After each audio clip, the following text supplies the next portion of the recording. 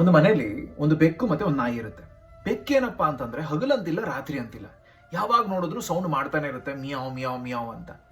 ಮನೆ ಮಾಲೀಕನಿಗೆ ಬಹಳಷ್ಟು ಇರಿಟೇಟ್ ಆಗೋಗ್ಬಿಟ್ಟಿರುತ್ತೆ. ಬೆಕ್ಕಕ್ಕೆ ಹೇಳ್ತಾನೆ ಸೌಂಡ್ ಮಾಡಬೇಡ ಅಂತ. 2 ದಿವಸ ನೋಡ್ತಾನೆ, 4 ದಿವಸ ನೋಡ್ತಾನೆ, 6 ದಿವಸ ನೋಡ್ತಾನೆ, 10ನೇ ದಿವಸ ಚೆನ್ನಾಗಿ ಹೊಡಿತಾನೆ ಬೆಕ್ಕಿಗೆ.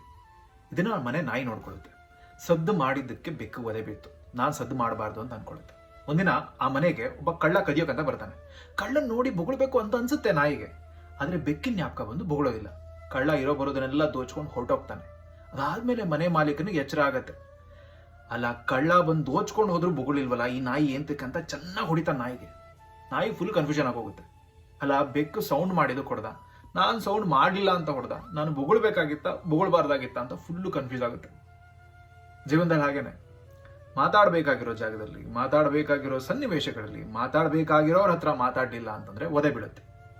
ಮಾತಾಡಬಾರ್ದ ಸನ್ನಿವೇಶಗಳಲ್ಲಿ, ಮಾತಾಡಬಾರ್ದ ಜನಗಳ ಹತ್ರ, ಮಾತಾಡಬಾರ್ದ ವಿಷಯಗಳಲ್ಲಿ ಮಾತಾಡಿದ್ರು ಒದೆ ಬೀಳುತ್ತೆ. ಎಲ್ಲಿ ಮಾತಾಡಬೇಕು, ಎಲ್ಲಿ ಮಾತಾಡಬಾರ್ದು ಅಂತ ಬುದ್ಧಿವಂತಿಕೆಯಿಂದ ಅರ್ಥಕೊಂಡು ಹೋಗೋನೇ ಜೀವನದಲ್ಲಿ ಉದ್ಧಾರ ಆಗೋದು, ಮುಂದಕ್ಕೆ ಬರೋದು, ಒದೆ ತಿನ್ನದೆ ಬದುಕೋದು. ಮಾತಾಡ್ಬೇಕಲ್ಲ ಅಂತ ಮಾತಾಡಬಾರ್ದು. ಮಾತಾಡಕ್ಕೆ ಏನಾದ್ರು ವಿಷಯ ಇದ್ರೆ ಮಾತ್ರ ಮಾತಾಡಬೇಕು, ಇಲ್ಲ ಅಂತಂದ್ರೆ ಒದೆ ಬೀಳುತ್ತೆ. ಯೋಚನೆ ಮಾಡಿ.